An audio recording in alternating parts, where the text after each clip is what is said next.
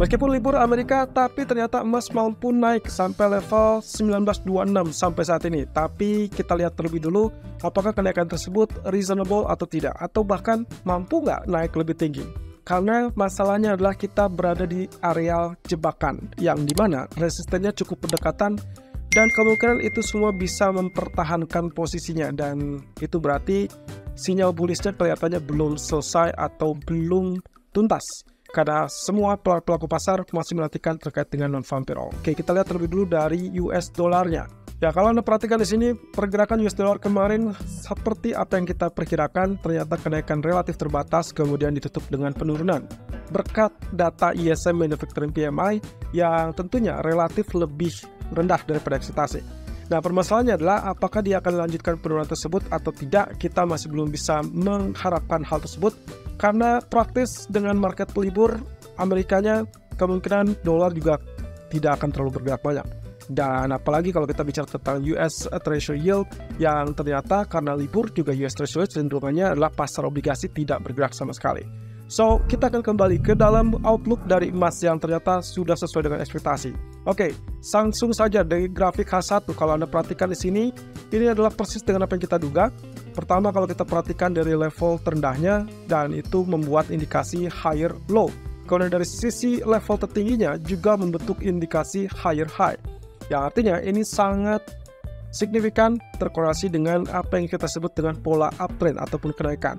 Bahkan Anda bisa lihat kenaikan juga didasari dengan penurunan yang relatif sideways. Jadi kalau kita lihat di sini, ini adalah jalur uptrend yang memang sudah semestinya dia mengalami kenaikan lanjutan, sehingga kita harapkan nanti kita akan muncul dengan kenaikan di atas level 1930. Saya rasa beberapa jam lagi kita akan melihat hal tersebut terjadi. Apalagi dengan level tertinggi untuk saat ini tertahan di level 1970. Tapi hati-hati, 1939, 1936, atau bahkan 1932 akan menjadi batu kerikil yang cukup serius. Karena beberapa kali sebelumnya kita lihat areal-areal ini kecenderungannya mempertahankan tingkat kenaikan dari emas dan akhirnya berakhir pada penekanan. Oke, tapi satu hal yang cukup positif adalah kalau kita perhatikan di grafik daily, sebetulnya ini adalah tanda-tanda yang cukup serius bahwasannya kemarin walaupun dia sempat membuat tail ke bawah, tapi juga dia tidak sempat mempertahankan penurunannya dan bahkan tidak lebih rendah dari tanggal 30 Juni. Jadi kita asumsikan bahwa ini adalah sinyal yang sangat kuat untuk melakukan kenaikan lanjutan, walaupun dengan catatan level 1942 kelihatannya masih cukup serius mempertahankan level tersebut sebagai resisten. Jadi kalau tidak ada indikasi apapun terkait dengan data ekonomi nanti malam, hanya dua kemungkinannya. Dia memiliki alasan untuk naik secara teknikal dan dipengaruhi oleh sentimen pasar yang mulai serius membaik dikarenakan data-data ekonomi yang juga cenderung memberikan harapan bahwa Fed kemungkinan tidak akan melakukan kenaikan dua kali. Cukup satu kali saja, dan itu yang sudah diantisipasi oleh para pelaku pasar. Nah, tapi masalahnya dengan aktivitas Amerika yang relatif terbatas, mungkin saja kita hanya melihat spike ini hanya sampai sesi Eropa. Jadi hati-hati, begitu dia sentuh 1942 pun, kemungkinan untuk terdorong naik lebih tinggi kelihatannya belum cukup kekuatannya. Kecuali kalau besok kita lihat data ekonomi kembali bergairah dan market Amerika kembali aktif. Tapi tentunya Amerika aktif belum tentu itu menjadi sinyal yang cukup bagus, kecuali data non-farm payroll di hari Jumat akan cenderung memberikan indikasi yang lebih prima. Oke, kita lihat dari grafik keempat, sinyal tersebut juga membuat saya berpikir kalau saja kita melihat hal ini sebagai potensial inverted hammer atau inverted head and shoulder, maka seharusnya neckline yang kemungkinan terjadi itu adalah di level ini, teman-teman. Nah, kalau lihat seperti ini, berarti sebetulnya dia sudah tembus neckline, dan itu berarti kita tinggal ukur saja target potensialnya, dan itu berarti sesuai dengan ketinggian bagian head. Dan kalau kita ukur, berarti seharusnya kita akan lihat kenaikan tersebut sesuai dengan ketinggian ini. Saya perkirakan mungkin sampailah mungkin ke level 1940-an. Oke, itu adalah gambaran kasarnya. Bagaimana dengan gambaran yang terbaiknya? Oke, kita tarik saja garis trend line dari sini. Kalau kita asumsikan neckline betul-betul sudah tembus, berarti kita asumsikan adalah target sesuai dengan ketinggiannya. Nah, ternyata level 1954 atau bahkan mendekati 1954, itu berarti 1952. Well, inverted head and shoulder ataupun head and shoulder adalah salah satu di antara sekian banyak pola grafik yang kecenderungannya memiliki potensi untuk mencapai target 100% atau mendekati sempurna. Tapi hati-hati, ini bisa saja gagal kalau ternyata harga berbalik turun di bawah level 1910. Jadi hati-hati, kalaupun misalkan hari ini kita sudah lakukan buy dan sudah confirm TP pertama sudah tersentuh, kita tinggal lihat TP kedua, tapi hati-hati begitu sudah mendekati level resisten.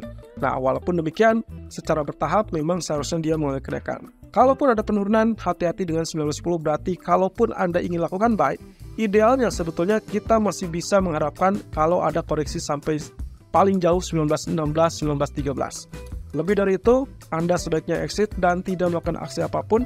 Kalaupun misalkan mau melakukan sell, saya lebih pilih di bawah 1905 karena di level 1907 atau 09 agak relatif lebih riskan. Kecuali kalau Anda mengincar target pendek di 1900 mungkin bisa saja terjadi. Oke, kita beralih kepada outlook dari crude oil yang ternyata sampai saat ini gagal melakukan kenaikan di atas level 72. Ya, kalau Anda perhatikan candlestick yang kemarin ditutup dengan shooting star, teman-teman. Dan lagi-lagi, pola dari symmetrical triangle-nya berhasil mempertahankan posisi tersebut dan akhirnya menekan turun. Nah, tapi kabar bagus dari Arab Saudi dan juga Rusia, tentunya ini bisa mendorong kembali. Cuman masalahnya adalah, PR utamanya kita tetap terfokus dengan level tadi malam, yaitu level 71.80-an. Nah, kalaupun misalkan kita lihat sini, secara detailnya adalah 71.75, atau kita genapkan saja level 7200. Selama dia tidak tembus level 7200, apalagi kalau misalkan dia tidak sama sekali muncul, maka kemungkinan dia akan kembali tertekan turun. Oke, jadi hati-hati di situ. Tapi satu sisi, kalaupun penurunan, kita tidak berharap dia turun di bawah level 70 kembali. So, apakah ini kesempatan untuk melakukan buy atau mempertahankan buy?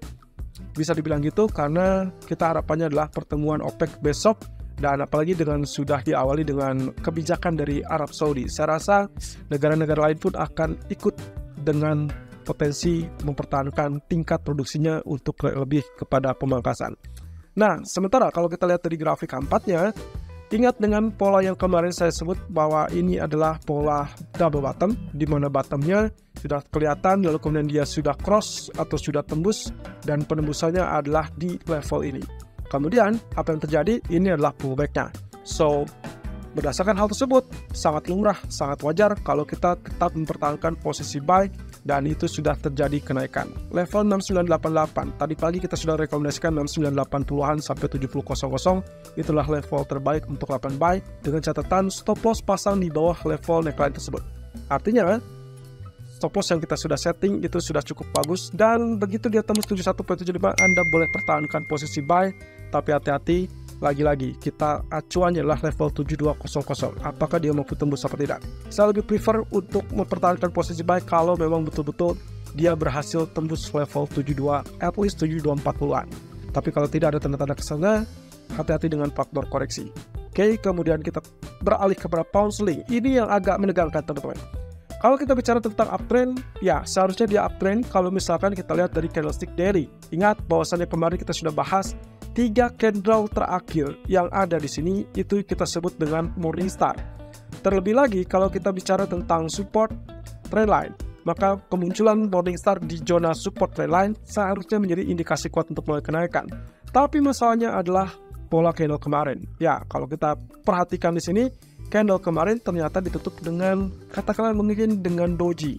Ya, ini dojinya bisa spinning top karena level atas ataupun bawahnya relatif sama tailnya, sehingga kemungkinan potensinya bisa saja berbalik turun. Tapi catatannya, kalau misalkan Anda perhatikan lagi, konstruksi dari candlestick tersebut bottomnya tertahan di level 50% dari long white candle. Jadi saya tidak anggap itu adalah pengganggu, melainkan harusnya ini hanya istirahat sementara lalu kemudian dia siap naik. Tapi masalahnya untuk kenaikan sendiri, kemungkinan kita hanya mengincar zona high tersebut.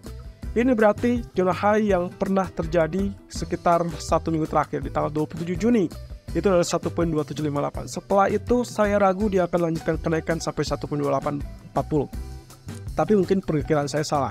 Kalaupun iya, maka kita harus tunggu sampai indikasi berita. Dan saya yakin bahwa kemungkinan minggu ini bukanlah berita dari Inggris yang mendorong dia akan mulai kenaikan, melainkan dari data Amerika yang kemungkinan kalau bisa membuat dolar kembali melemah, maka pound sterling harusnya bisa menguat. Tapi ingat, pondasinya kurang begitu bagus, karena dari data manufaktur kemarin menunjukkan bahwa Inggris berada dalam sektor manufaktur dalam keadaan resesi. Jadi kita harus berhati-hati. Nah, balik lagi dengan grafik H4-nya teman-teman. Posisinya adalah seperti demikian. Kalau kita andalkan garis trend line, maka ini sudah bertubi-tubi mengalami rejection turun. Nah, oleh karena itu kalau kita perhatikan ini adalah kesempatan terakhir, deal or no deal atau make it or break it. Ya, kalau misalkan kita lihat di sini ada potensi untuk penembusan ataupun bahkan rejection kembali, dan satu kali rejection kembali itu akan sangat fatal karena kemungkinan kita perkirakan bisa turun di bawah level 1.2640. So, Anda yang ingin lakukan buy, Anda masih tetap bisa mempertahankan posisi yang kemarin dan pastikan dia tunggu sampai 1.2720-an. Kalau sudah sampai level sana, hati-hati karena puncaknya kemungkinan hanya tertahan di level 1.2750-an.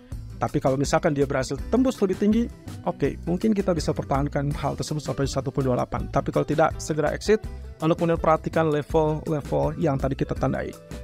Tapi kalau misalkan Anda yakin ini adalah rejection, oke, Anda boleh sell dengan stop loss di 1.2720 atau di atas 1.2720. Ya, saya lebih prefer stop lossnya di atas 1.2760 sebetulnya, karena mengingat level ini resisten yang lebih kokoh. Nah, sementara untuk target potensialnya, Anda boleh pertahankan sell saat dia tembus 1.2640. Tapi kalau tidak, segera exit karena kemungkinan sideways saya rasa itu masih cukup wajar, apalagi dengan tidak ada data ekonomi Inggris hari ini dan juga tidak ada pergerakan Amerika untuk hari ini. So, kira-kira apakah emas bisa tembus level 1940 untuk hari ini? Saya agak ragu, tapi mungkin saja bisa terjadi, tapi hati-hati di malam hari karena market Amerika yang tidak aktif belum tentu dia akan memberikan pergerakan yang cukup signifikan. Saya berharap bahwa pergerakannya akan relatif sideways dan mungkin sampai menunggu di hari Rabu ataupun bahkan di hari Kamis. Terutama juga untuk pound sterling, tapi untuk crude oil hati-hati di level kritikal tadi.